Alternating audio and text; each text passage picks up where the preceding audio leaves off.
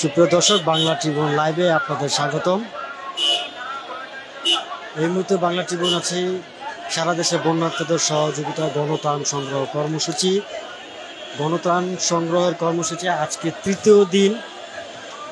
আপনারা জানেন যে গত 22 আগস্ট গণত্রাণ সংগ্রহ কর্মসূচি শুরু হয়। 23 তারিখ গত শুক্রবার সরকারি ছুটির দিন। যে ধরনের মানুষের একটা উপস্থিতি ছিল, আজকেও তার ব্যতিক্রম নয়। আজকে 24 আগস্ট। সুপ্রিয় দর্শক, আপনারা দেখতে পাচ্ছেন ত্রাণ সংগ্রহ কর্মসূচিতে মানুষের ভিড়। একটা কথা আপনাদেরকে বলে রাখি, ত্রাণ সংগ্রহ কর্মসূচিতে যারা ভলেন্টিয়ার আছেন তারা বেশ বেগ পেতে হচ্ছে তাদেরকে এই ত্রাণ সংগ্রহ কর্মসূচি মনিটরিং করতে। এত পরিমাণ মানুষের ত্রাণ নিয়ে এখানে উপস্থিতি, সেই উপস্থিতি সামাল দিতে তাদেরকে বেশ বেগ পেতে হচ্ছে। আপনারা দেখতে পাচ্ছেন এখন টিএসসিতে গণত্রাণ কর্মসূচির সর্বশেষ পরিস্থিতি।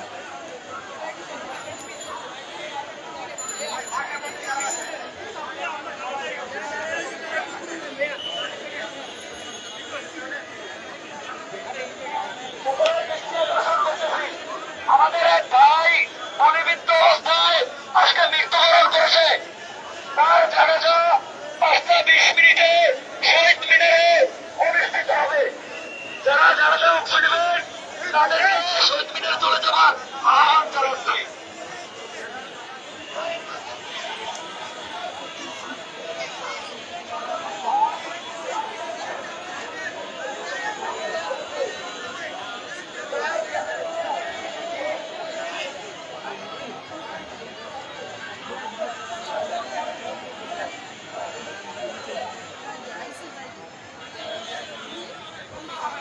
দর্শক, গণত্রাণ কর্মসূচি এই টিএসসিতে জনসাধারণের যে উপস্থিতি, সে উপস্থিতি শিশু থেকে শুরু করে শিশু, কিশোর, পুরুষ, মহিলা, বৃদ্ধ সকলের উপস্থিতি আমরা লক্ষ্য করছি।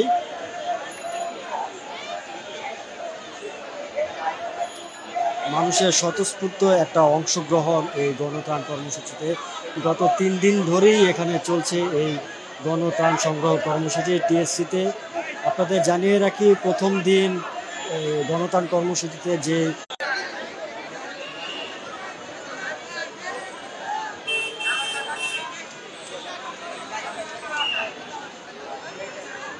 দর্শক, আপনারা দেখছেন একটি কাভার ভ্যান ফারনুর গার্মেন্টস এর পক্ষ থেকে বন্যার্থীদের জন্য ত্রাণ সামগ্রী। এই কাভার ভ্যানটি এইমাত্র এখানে এসে উপস্থিত হয়েছে।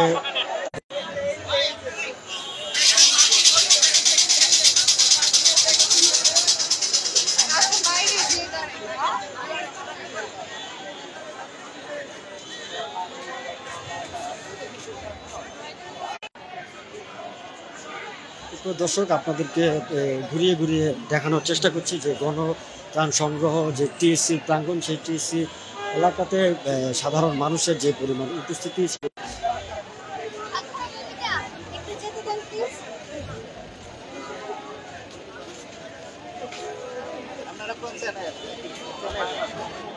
বাংলা টিভি একটা সাক্ষাৎকার নেন আমাদের বয়সদের।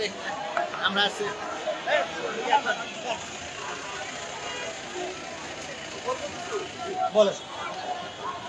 আমরা আপনারা কোথেকে এসেছেন এবং কি আমরা মালিবাগ ফানুর গার্মেন্টস থেকে বন্যা দুর্গত লোকদের জন্য চাউল, ডাল, কাপড়, শুকনা খাবার, চিরা, মুড়ি, বিস্কিট, মোমবাতি সব সাহায্যের জন্য এখানে দেওয়ার জন্য নিয়ে এসেছি।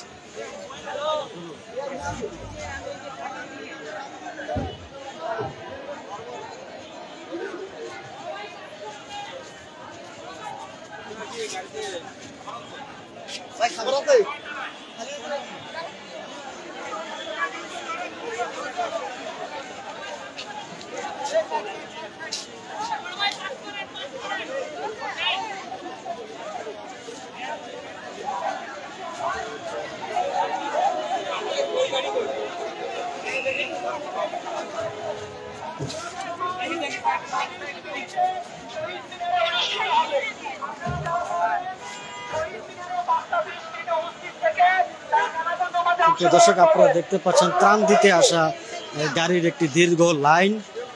এই দীর্ঘ লাইন থেকেই তারা ত্রাণ পৌঁছে দিচ্ছে ভলেন্টিয়ারদের হাতে।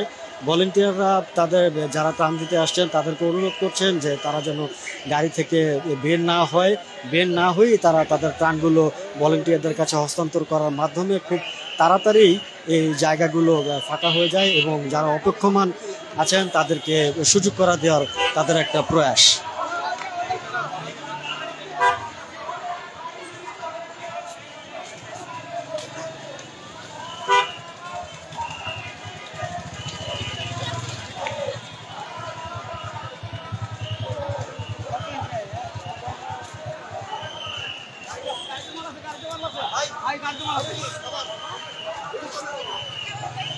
তো দর্শক, আপনাদের জানিয়ে রাখি সকাল থেকে আজকে তৃতীয় দিনে যে গণত্রাণ কর্মসূচি শুরু হয়েছে, সকাল থেকেই ঠিক একই রকম গাড়ির এই লম্বা সিরিয়াল এখানে লেগেই আছে। গাড়ির লম্বা সিরিয়াল, একটি মুহূর্তের জন্য গাড়ির এই সিরিয়ালটি কমছে না। ভলেন্টিয়াররা সার্বিক চেষ্টা করছে, তারা গাড়িতে এই ত্রাণ যারা দিতে এসেছেন তাদেরকে গাড়ির ভিতরে রেখেই তারা ত্রাণগুলো রিসিভ করে গাড়ি যাত্রী সহ গাড়িগুলো পাস করে চলে যায় এবং পরবর্তী গাড়ি যাতে খুব সহজেই ত্রাণ দেওয়ার জন্য ঢুকতে পারে।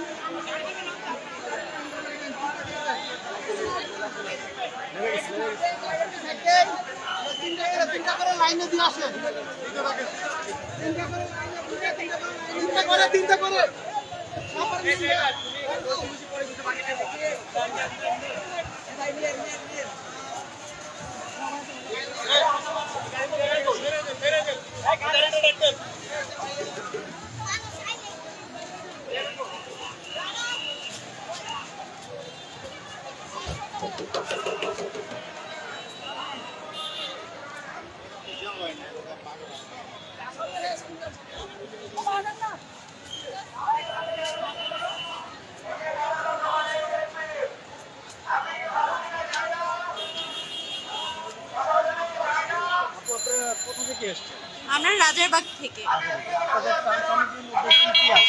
ড্রেস। জি। আপনাদের এই উদ্যোগটার কারণটা কি বা কি দেখে আপনাদের এই উদ্যোগ? সবারই তো এখন ড্রেসের প্রয়োজন, খাদ্য তো সবারই দিচ্ছে, এর জন্য আমাদের ড্রেস নিয়ে আসা। 4 জন।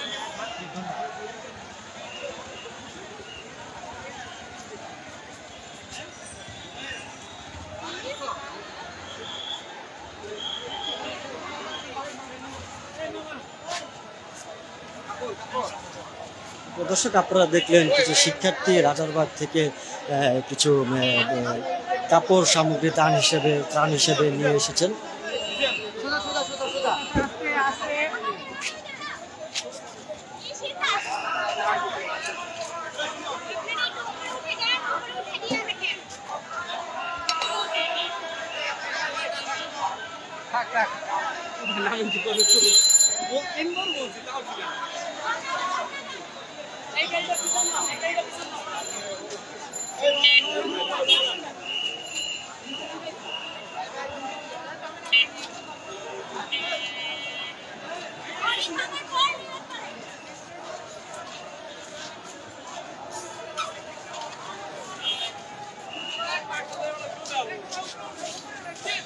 নিচে কেউ থাকবে না, উপরে উঠেন। নিচে কেউ থাকবে না, উপরে উপরে ভাই, একটু পিছনে।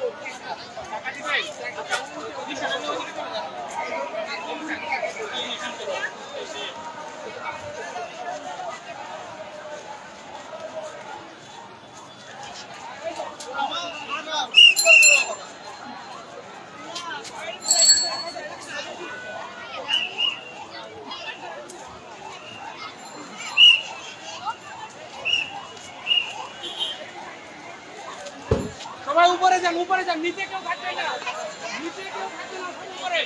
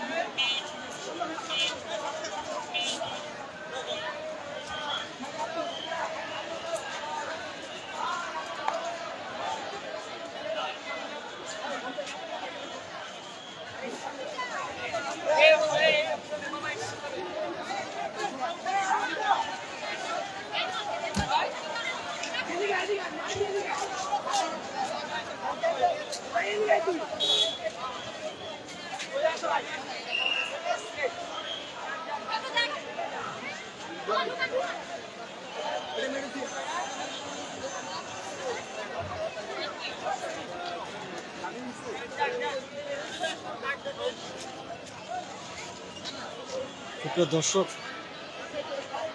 নগদ অর্থ প্রদানের যে বুথটি, সেই বুথটিতে এখন আমরা বুথটি আপনাদের এখন দেখানোর চেষ্টা করব। ত্রাণ সামগ্রী হিসাবে যে পণ্য বা খাবার মানুষ দিচ্ছে, তার পাশাপাশি মানুষ স্বতঃস্ফূর্তভাবে নিজেদের টাকাও এখানে দান করছেন বন্যার্তদের সহায়তার কারণে। আমরা এখন সেই বুথের সামনেই আছি।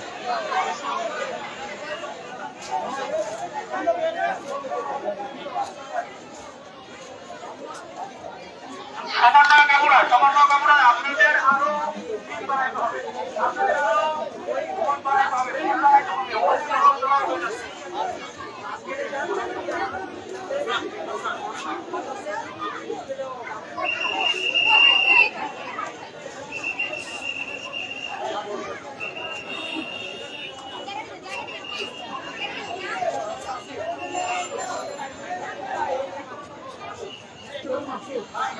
দর্শক, আপনারা দেখতে পাচ্ছেন লাইভে দাঁড়িয়ে তারা ত্রাণ হিসাবে অর্থ প্রদান করছেন।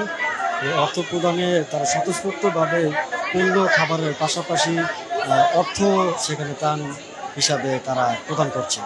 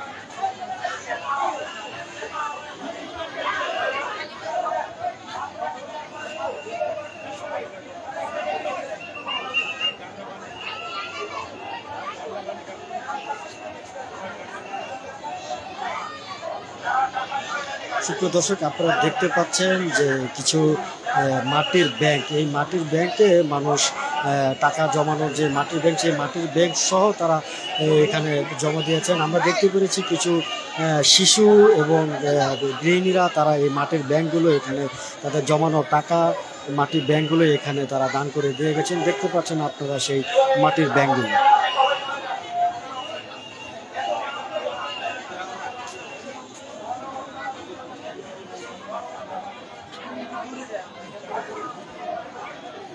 এখানে ভিতরে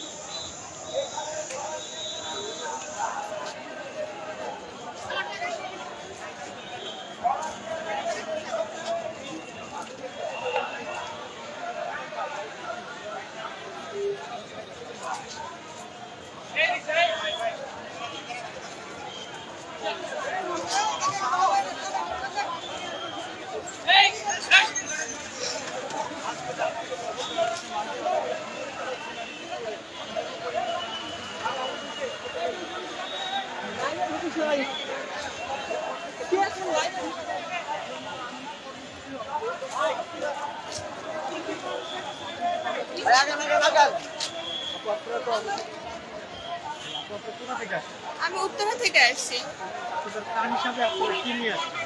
আসলে টাকার পরিমাণটা বলতে হয় না, আর জামা কাপড় নিয়ে আসছিলাম। আমার মনে হয়েছে আমার দেওয়া উচিত, কারণ এত এত মানুষের বিপদ, আমরা যদি দাঁড়াই পাশে না দাঁড়িয়ে কে দাঁড়াবে, এই জন্যই আসছিলাম।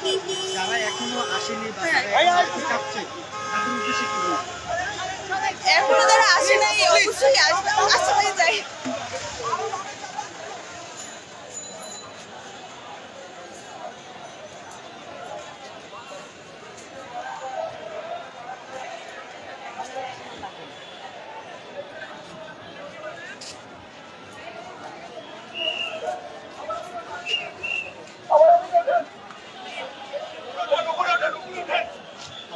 কথা বলি, আপনি তো ত্রাণ দিতে আসছেন।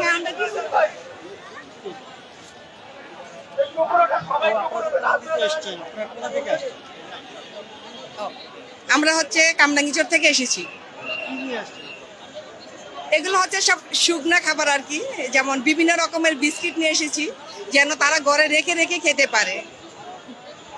কেন মনে হলো যে আপনাকে এই ত্রাণটা দিতে হবে বা এখানে শরীর দিতে হবে? আসলে আমরা মানুষ, বন্যায় সারা দুনিয়া ভেসে যাচ্ছে, মানুষ মরে যাচ্ছে, আর আমরা ঘরে বসে থাকতে পারতাছি না। চিন্তা করলাম যে আমার কিন্তু ইন্ডিয়া যাওয়ার সোমবারে তারিখ ছিল, আমি ইন্ডিয়া যাওয়ার জন্য টিকিটও করে ফেলছি। চিন্তা করলাম যে আমি ইন্ডিয়া না যেয়ে এই টাকাটা আমি এইখানে বিতরণ করে দিই, বন্যার্থদের খাবার দিই, এতে আমার ভালো হবে। আর যেই দেশের মানুষ আমাদের দেশকে ক্ষতি করতেছে, সেই দেশে এখন আমরা যাব, সেই দেশকে এখন আমরা ঘৃণা করি। আমি একদম আমার যত ড্রেস আছে এখন থেকে বলছি যে এখন আর কোনো ইন্ডিয়ান ড্রেস নিয়ে কাজ করব না, এখন যা হবে বাংলাদেশ। কারণ ইন্ডিয়ান মানুষ যেহেতু আমাদের বাংলাদেশের ভালো চায় না, তাহলে কেন তাদেরকে আমরা সুবিধা দিব? আর আমি আমার জায়গা থেকে সবার উদ্দেশ্যে একটা কথাই বলবো, আপনারা সবাইকে ইন্ডিয়ান বয়কট করবেন, ইন্ডিয়ান কোনো জিনিস কেনাকাটা করবেন না, এবং ইন্ডিয়া থেকে যেন আমাদের বাংলাদেশে কোনো জিনিস ঢুকতে না পারে, তাহলে তাদের হবে একটা বড় শিক্ষা। কারণ অনেক শুধু ড্রেস না, অনেক কিছু কিন্তু ইন্ডিয়া থেকে বাংলাদেশে আসে। হ্যাঁ, আর আমি নিজেও যেহেতু একজন বিজনেস করি, আমিও কিন্তু অনেক কিছু ইন্ডিয়া থেকে নিয়ে আসি, কিন্তু এখন থেকে বলছি তার কোনো ইন্ডিয়ান জিনিস নিয়ে কাজ করব না। আর আমার যেই টাকাটা খরচ হইতো যাইতে, সেই টাকাটা আমি এখানে দিয়ে দিছি। আসসালামু আলাইকুম। আমরা কেন আজকে বেরিয়ে আসছি, ঘরে থাকার মতন আর আমাদের পরিস্থিতি নাই। এখন আমরা এই ফেসবুকে খবর দেখে আমরা আর ঘরে থাকতে পারলাম না। আমাদের জেলা কুমিল্লা, আমাদের কুমিল্লার রক্ত আমাদের টান দিছে, এই জন্য আমরা বিশ্ববিদ্যালয়ের সামনে এসেছি। এখন আর কিছু বলার নেই ভাই, এখন তাদের কষ্ট দেখে আমাদের পেটে ভাত মনে হয় না দেই। আমরা বাড়িতে কত মানুষ অসুখ আছে, পানিতে বসে, এমনও মানুষ আছে তারা তাদের আত্মীয় স্বজনকে তারা দান খরচ করেছে, তাদের সাহায্য করেছে। এখন তারা নিজেরও এখানে তাদের খাবার তাদেরকে চাইয়ে নিতেছে। এখন এই পরিস্থিতি দেখে আর ঘরে থাকার মতন আমাদের ইচ্ছা করছে না। এখন আজকাল চলে আসছে যে কোনো সময়। এখন আমার একটা কথা বলি, সবাই ক্ষুদ্র ব্যবসা হোক আর বড় ব্যবসা হোক, তারা সবাই এগিয়ে আসুক, এগিয়ে এসে সাহায্য করুক সবাইকে। 1 টাকা 10 টাকা 5 টাকা যা দেয়, আমরা 18 কোটি মানুষ আমাদের বাংলাদেশে, আমরা যদি একে একে করে 10 টাকা করে দেই, অনেক টাকার সাহায্য আসে পড়ে, তাহলে আমাদের বাংলাদেশের মানুষ মরবে না ইনশাল্লাহ। তাদের সাথে আমরা 10-এ এগিয়ে আসছি, ইনশাল্লাহ সব কিছু ফয়সালা হয়ে যাবে। আলহামদুলিল্লাহ, এতটুকুই আমাদের কথা। আল্লাহ হাফেজ।